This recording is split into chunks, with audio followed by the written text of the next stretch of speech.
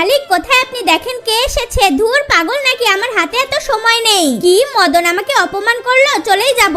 আরে পাগল নাকি ম্যাডাম, রাগ করছেন কেন?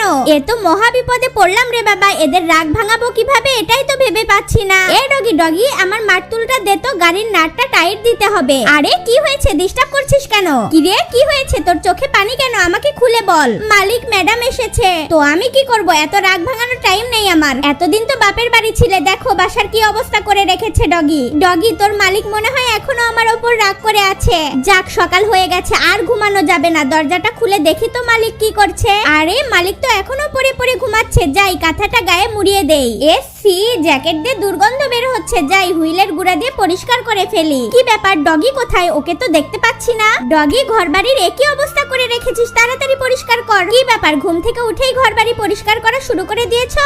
দেখো টুম্পা, তোমার জন্য আমি আইসক্রিম কিনে এনেছি, খেয়ে নাও। সকাল 10টা বেজে গেছে। মদন হয়েছে, আর রাগ করে থাকতে হবে না। চলো আমরা দুজন দুপুরের খাবার তৈরি করি। যাক, অবশেষে এদের অভিমানের পালা শেষ হয়েছে।